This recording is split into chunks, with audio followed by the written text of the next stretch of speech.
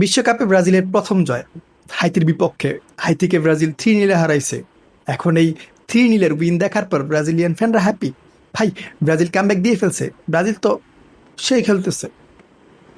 But Haiti বনাম Brazil ম্যাচে আমি ব্রাজিলের দুইটা রূপ দেখতে পাইছি। একটা রূপ ছিল ফার্স্ট হাফে, একটা রূপ ছিল সেকেন্ড হাফে। ফার্স্ট হাফের ব্রাজিল একরকম ছিল, সেকেন্ড হাফের ব্রাজিল টোটালি অন্যরকম ছিল। আমি যদি আপনাদেরকে দেখাই, ফার্স্ট হাফে ব্রাজিল টোটাল 62% বল পজিশনে ছিল। এরা 6টা শটস নিছে, যেখানে শটস অন টার্গেট ছিল 5টা। বাট সেকেন্ড হাফে ব্রাজিল শটস অন টার্গেট তো দূরের কথা, ব্রাজিল কোনো ভালো চান্সই ক্রিয়েট করতে পারে না। ব্রাজিল টোটাল 2টা শটস নিতে পারছে। বাট সেকেন্ড হাফে হাইতি ছিল একদমই অন্যরকম। পুরা ম্যাচ কন্ট্রোল করছে, পুরা ম্যাচে ডমিনেট করছে। সেকেন্ড হাফে হাইতি টোটাল 6টা 7টা শট নিছে, যেখানে হাইতি 3টা অন টার্গেট রাখছে। হাইতির কাছে যদি ভালো অ্যাটাকার থাকতো, ভালো ফিনিশার থাকতো, অ্যাটাকিং লাইনে ভালো প্লেয়ার থাকতো, তাহলে এই ম্যাচের রেজাল্ট হাইতি চেঞ্জ করে ফেলতে পারতো। তবে হ্যাঁ, এই ম্যাচে ব্রাজিল তাদের সিস্টেম খুঁজে পাইছে, তাদের যে রিদম ওইটা মোটামুটি খুঁজে পাইছে। তাদের যে কনফিডেন্স এরা হারাইছে মরক্কোর বিপক্ষে, ওই কনফিডেন্স ব্রাজিল ফিরে পাইছে। এখন একটা জিনিস ক্লিয়ার হইতেছি যে কার্লো অ্যানচেলত্তির যে ইমপ্রুভমেন্ট, কার্লো অ্যানচেলত্তি যে ভালো করতেছে, ওইটা ম্যাচ বাই ম্যাচ হইতেছে, হুট করে কিন্তু হইতেছে না। মরক্কোর বিপক্ষে ব্রাজিলের গেম ছিল একরকম, এখন হাইতির বিপক্ষে একটু ইমপ্রুভ হয়েছে, একটু বলতে অনেকটা ইমপ্রুভ হয়েছে। হাইতির বিপক্ষে ব্রাজিলের ম্যাচ ছিল টোটালি অন্যরকম। স্কটল্যান্ডের বিপক্ষে হয়তো আরও ভালো হইতে পারে, এরপর রাউন্ড 32-তে আরও ভালো হইতে পারে। কার্লো অ্যানচেলত্তির উপর আপনারা ভরসা রাখতে পারেন যে উনি ইমপ্রুভমেন্টের দিকে যাইতেছে। আর সব থেকে বড় কথা হইতেছে, যেহেতু নেইমার ব্যাক করতেছে, নেইমার ব্যাক করলে ভিনিসিয়াস জুনিয়রের সাথে বা অ্যাটাকিং লাইনের সাথে নেইমার জুনিয়রের ভালো একটা কেমিস্ট্রি হবে। তবে স্যাড নিউজ আছে যে রাফিনা নাই। এখন রাফিনার পজিশনে কাকে খেলাবে এটা নিয়ে কিন্তু কনফিউশন সৃষ্টি হবে। লুইস এনরিকে আছে, রায়ান আছে, বাট আমি চাইতেছি এখানে অ্যানরিককে খেলাক। অ্যান্ড্রিক আসলে এক সাইড থেকে অ্যান্ড্রিক রান নিল, এক সাইড থেকে ভিনিসিয়াস জুনিয়র রান নিল, স্ট্রাইকার হিসেবে কুনহা খেললো, আর প্লে মেকার রোলে নেইমার জুনিয়র খেললো। যদিও নেইমার জুনিয়রকে আই থিঙ্ক স্টার্টিংয়ে রাখবে না, বাট নেইমার জুনিয়র আসার পর কিন্তু ম্যাচের রেজাল্ট চেঞ্জ হয়ে যাবে, ম্যাচ ব্রাজিলের কন্ট্রোলে চলে আসবে, এটা একদম শিওর। হাইতির বিপক্ষে কি হয়েছে? হাইতির বিপক্ষে কার্লো অ্যানচেলত্তির কিছু গুড ডিসিশন ছিল। নাম্বার 1 ডিসিশন হইতেছে উনি রাইট ব্যাকে স্যার ড্যানিলোকে স্টার্ট করাইছে। এরপর উনি কি করছে, উনি ফরমেশন চেঞ্জ করছে, যার যার পজিশনে তাকে খেলাইছে। সব থেকে বেস্ট ডিসিশন কোনটা ছিল? ওইটা ছিল ইগোর থিয়াগোর রিপ্লেসে কুনহাকে ইন করাইছে। মরক্কোর বিপক্ষে ইগোর থিয়াগু যা যা মিস করছে, ইগোর থিয়াগু যে যে মিস্টেকগুলো করে গেছে, সবগুলারই পজিটিভ রেজাল্ট কুনহা আমাদেরকে দিছে। তবে হ্যাঁ, এইখানেও কথা আছে, ইগোর থিয়াগু এবং কুনহা এরা দুজন কিন্তু দুই টাইপের প্লেয়ার। ইগোর থিয়াগু বক্সের স্ট্রাইকার, বাট কুনহা কিন্তু স্ট্রাইকার না। কুনহাকে আপনি স্ট্রাইকারও রাখতে পারবেন না, বলতে পারবেন না, কুনহাকে আপনি প্লে মেকারও বলতে পারবেন না। কুনহা আপনার গেম কন্ট্রোলার বলতে পারেন আপনি এক ধরনের। কুনহার ইম্প্যাক্ট থাকে অনেক। কুনহা স্কোর করুক না করুক, কুনহা কন্ট্রিবিউশন রাখুক না রাখুক, আপনি ম্যাচে কুনহার ইম্প্যাক্ট খুঁজে পাবেন। নর্মালি ইগোর থিয়াগোর কাজ কি? ইগোর থিয়াগোর কাজ হইতেছে দুই সাইড থেকে বল আসবে, উইং থেকে বল আসবে বা মিড থেকে বল আসবে, ওই বলগুলাকে সে ফিনিশিং দিবে, স্কোর করবে, স্কোর করার ট্রাই করবে বা চান্সেস ক্রিয়েট করবে। কিন্তু ইগোর থিয়াগো এইখানেও ব্যর্থ হয়েছে। আমরা দেখছি মরক্কোর ম্যাচে ইগোর থিয়াগো কিছু চান্স পাইছে যেগুলো সে মিস করছে। বাট কুনহা একদম আলাদা। কুনহার ম্যাচের মধ্যে কুনহার ভাইব একদমই অন্যরকম। কুনহা কি করে? কুনহা আপনার রাইটে যায়, কুনহা লেফটে যায়, কুনহা নিচে আসে, এখান থেকে সে বল ক্যারি করে বা চান্সেস ক্রিয়েট করার ট্রাই করে। কুনহা শুধুমাত্র নাম্বার 9-এই খেলে নাই, নাম্বার 9 রোলে প্লে করে নাই। মাঝে মধ্যে ওরা কি দেখা গেছে, সে নিচে আসছে, প্লে মেকার রোলে খেলছে। মরক্কোর বিপক্ষে ইগোর থিয়াগো টোটাল 62 মিনিট মেবি খেলছে। ওই 62 মিনিটে ইগোর থিয়াগোর টাচ ছিল মাত্র 16টা। বাট হাইতির বিপক্ষে কুনহা সেম টাইম খেলছে, 1-2 মিনিট এদিক সেদিক হইতে পারে। কুনহার টাচ ছিল কয়টা জানেন? কুনহার টাচ ছিল 41টা। কুনহার শর্ট অ্যাকুরেসি কি ছিল জানেন? 100%। ইভেন ফার্স্ট যে গোলটা কুনহা স্কোর করছে ওই গোলটাও কিন্তু কুনহা নিচ থেকে বিল্ড আপ করে নিয়ে আসছে, কুনহা নিচ থেকে ক্রিয়েট করে নিয়ে আসছে। সে শুধুমাত্র বক্সে পড়ে থাকে নাই, সে শুধুমাত্র উইঙ্গে পড়ে থাকে নাই, সে নিচে আসছে, এখান থেকে বল ক্যারি করে উপরে যাওয়ার ট্রাই করছে বা চান্সেস ক্রিয়েট করার ট্রাই করছে। এখন নেইমার জুনিয়র যেহেতু ব্যাক করতেছে, সামনের ম্যাচগুলোতে কুনহার গেম আরো পারফেক্ট হবে, আমরা কুনহার কাছ থেকে আরো ভালো কিছু পাবো। এখন ভিনিসিয়াস জুনিয়র ভাই, ভিনিসিয়াস জুনিয়র কি করছে? ভিনিসিয়াস জুনিয়র ব্রাজিল বিশ্বকাপের 2টা ম্যাচ খেলছে, ওই 2টা ম্যাচে Vinicius junior man of the match. এই তো বেশি দিন হয় নাই, বিশ্বকাপের আগে, বিশ্বকাপের আগ মুহূর্ত পর্যন্ত ভিনিসিয়াস জুনিয়রকে নিয়ে সমালোচনা হইতেছিল। ভিনিসিয়াস জুনিয়র ভাই ব্রাজিলের জার্সি ডিজার্ভই করে না, সে রিয়াল মাদ্রিদে কেমন পারফরমেন্স করতেছে, টপ নচ পারফরমেন্স দিতেছে, বাট ব্রাজিলের জার্সিতে ভিনিসিয়াস জুনিয়র কিছুই না, স্কোর পাইতেছে না বা কন্ট্রিবিউশন রাখতে পারতেছে না, ম্যাচে কোনো ইম্প্যাক্ট রাখতে পারতেছে না। বাট রাইট নাও নেইমারের অনুপস্থিতিতে ভিনিসিয়াস জুনিয়র কিন্তু ব্রাজিলের মেইন প্লেয়ার হয়ে উঠছে। ভিনিসিয়াস জুনিয়রই ব্রাজিলের মেইন প্লেয়ার বলতে পারেন। এই যে ভিনিসিয়াস জুনিয়রের এত বাজে পারফরমেন্স, এত কথা, এত সমালোচনা, এইগুলাকে এক সাইডে রাখে ভিনিসিয়াস জুনিয়র যে এখন ভালো পারফরমেন্স দিতেছে, ব্রাজিলের জন্য কিছু করতেছে, ব্রাজিলকে ক্যারি করতেছে, ওইটার পেছনের নায়ক কে জানেন?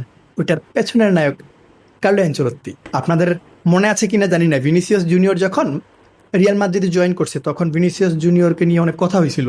ফ্যানরা কিন্তু এমনও বলছে যে ভিনিসিয়াস জুনিয়রকে ছাইড়া দাও। ইভেন কারিম বেনজেমাও বলছে যে ভাই ভিনিসিয়াস জুনিয়র কিন্তু আমাদের প্রতিপক্ষ, ভিনিসিয়াস জুনিয়র আমাদের জন্য খেলে না, মাদ্রিদের জন্য খেলে না।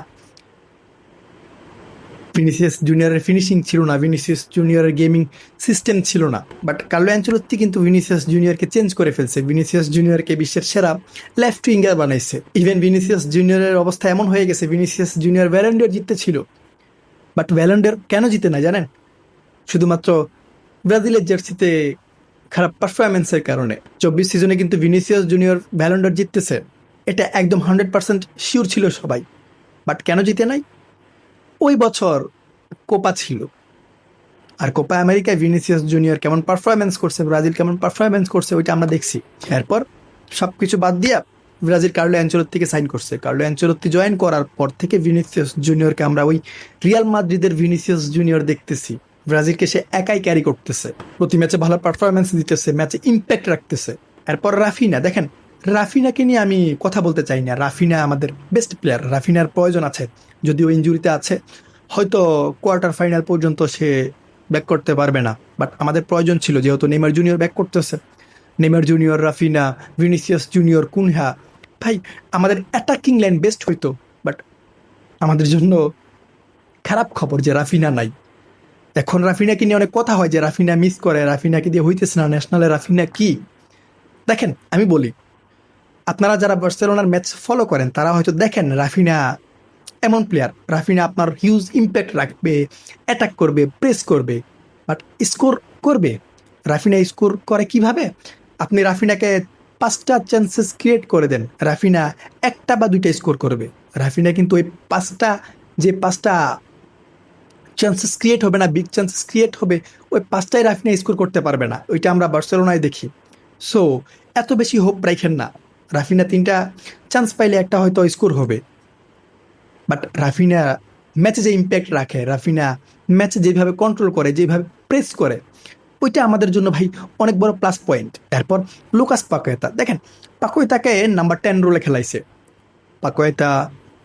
পাকুয়েতার যে কাজ ছিল, হ্যাঁ সে করছে, ভালো পারফরমেন্স করছে, একটা অ্যাসিস্ট দিছে, সুন্দর ছিল, মিডও ডোমিনেট করছে, প্রেস করে খেলছে বা মিডে ডমিনেট করার ট্রাই করছে।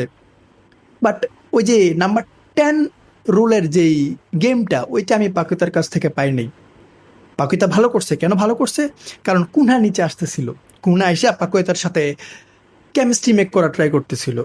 যদি কুনহা এখানে না থাকতো হয়তো পাকুয়েতা এখানেও খারাপ পারফরমেন্স দিত, যেটা আমার মনে হইতেছে।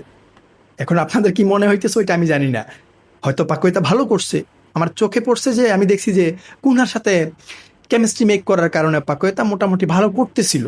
সো এখানে যদি আরও একজন প্লেয়ার আসে কুনহা টাইপের, পাকুয়েতা ভালো করবে। ওই সাপোর্ট যেটা, ওইটা প্রয়োজন ছিল, যে সাপোর্টটা হাইতির ম্যাচে পাকুয়েতা পাইছে। এরপর মিডফিল্ডে আমি তেমন আহামরি কিছু পাই নাই। ব্রুনো গিমারেজের মোটামুটি পারফরমেন্স ছিল, বাট ক্যাসিমিরোকে আমার কেমন জানি উইক মনে হইতেছিল। আমি একটা রিপোর্ট দেখছি যে হাইতির ম্যাচে কাজিমিরু সব থেকে বেশি রান নিছে, কত কিলোমিটার, 10+ কিলোমিটার এমন কিছু। বাট রান নিলে তো হয় না ভাই, ক্যাজিমিরুর ইম্প্যাক্ট দেখতে হবে আপনার, ক্যাজিমিরুর পারফরমেন্স কেমন ওইটা আমাদেরকে দেখতে হবে। ক্যাজিমিরু একজন হোল্ডিং মিডফিল্ডার, ক্যাজিমিরুর কাজ কি?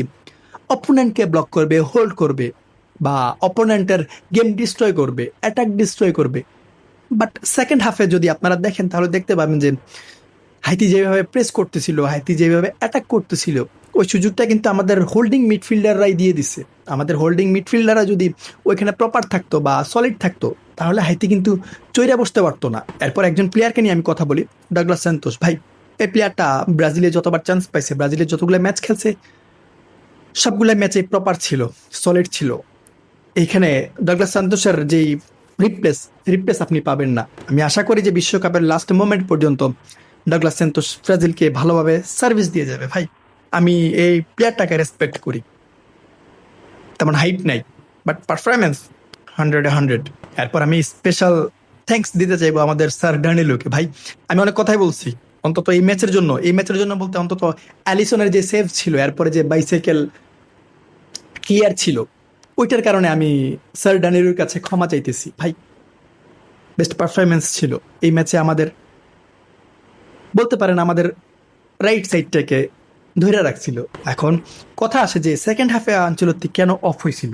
দেখেন আঞ্চলত্তি কি চাইছিল, আমরা আগেও দেখে আসছি যে রিয়াল মাদ্রিদে আঞ্চলত্তির সিস্টেম কি। আঞ্চলত্তির কথা হইতেছে আমি 1 গোল স্কোর করব, বাট আমি গোল কনসিড করব না, 1 গোলে আমি উইন নিয়ে আসবো, আমি গোল কনসিড করব না, ওইটা আমরা দেখে আসছি। এখন আঞ্চলত্তি চিন্তা করছে আমরা অলরেডি 3 গোলের লিডে আছি, এখন যদি আমি প্রেস করতে যাই, অ্যাটাক করতে যাই, হাইতির যে সিস্টেম, হাইতি চড়ে বসবে, হাইতি অ্যাটাক করবে বা কাউন্টার দিবে, হাইতি হয়তো স্কোর বের করে ফেলতে পারবে। যার কারণে কার্লো আনচেলত্তি কি করছে, ম্যাচ হাইতির হাতে দিয়ে দিছে, দিয়ে তারা বসে গেছে ভাই আমরা অ্যাটাক করবো না, তোমরা অ্যাটাক করো, আমরা এটা ব্লক করি। হাইতি কিন্তু সাকসেস হইতো। কার্লো আনচেলত্তি যখন ম্যাচ ছাইড়া দিছে তখন কিন্তু হাইতি চড়ে বসছিল, এরা অ্যাটাক করতেছিল, প্রেস করতেছিল। বাট মেন প্রবলেম হয়েছে কি, তাদের যে ক্রসগুলা ছিল, তাদের যে ফিনিশিংগুলো ছিল ওইগুলা ভালো ছিল না। যদি ফিনিশিং ভালো থাকতো বা ক্রসগুলা অ্যাকুরেট হইতো তাহলে কিন্তু হাইতি অঘটন ঘটাতে পারতো, অন্তত ব্রাজিল 2 গোল কনসিড করতো। তবে ব্রাজিল যেভাবে খেলছে ফার্স্ট হাফে ব্রাজিল যেমন পারফরমেন্স করছে, যদি ওইভাবে পারফরমেন্স করতো বা খেলে যাইতো, ওই সিস্টেমে খেলতো, তাহলে স্কোর লাইন 5-6 নর্মালি হয়ে যেত। বাট কার্লো আনচেলত্তির ভাই মাস্টার মাইন্ড কোচ যা চিন্তা করছে তাই। এখন ব্রাজিল টেবিলের 1 নম্বরে আছে, টপার হয়েই কিন্তু সেকেন্ড রাউন্ডে কোয়ালিফাই করবে, 32-তে কোয়ালিফাই করবে। স্কটল্যান্ডের বিপক্ষে আমাদের যে ম্যাচ, ওইটা ভাই মরক্কোর বিপক্ষে যেমন ম্যাচ ছিল এর থেকে একটু ইমপ্রুভ হয়েছে হাইতির ম্যাচে, এর থেকে ইমপ্রুভমেন্ট আমরা দেখতে পাবো স্কটল্যান্ডের ম্যাচে। কারণ কার্লো আনচেলত্তির সিস্টেমই এটা, উনি এক ম্যাচে সব কিছু দিয়ে দিবে না, উনি রাইখা রেখে দিবে। আজকে কিছু অ্যাপ্লাই করছি, কালকে কিছু, এরপর আরও একটু বেশি অ্যাপ্লাই করব। হাইতির ম্যাচে তেমন ট্যাকটিক্যালি তেমন বলার কিছুই নাই। আমাদের প্লেয়ারদের ইন্ডিভিজুয়াল পারফরমেন্স ছিল, আমাদের অ্যাটাকিং লাইনের ইন্ডিভিজুয়াল পারফরমেন্স ছিল, যার কারণেই কিন্তু আমরা বেস্ট পারফরমেন্স দেখতে পাইছি। এখন স্কটল্যান্ডের ম্যাচের জন্য ওয়েট করেন, দেখি আমরা কি হয়। আর মেন ফোকাস এখন আমাদের থাকবে রাউন্ড 32-তে, প্রতিপক্ষ যেই হোক, নেদারল্যান্ডস হোক বা জাপান হোক, আমরা প্রস্তুত ভাই। ব্রাজিল, কার্লো আনচেলত্তি প্রস্তুত।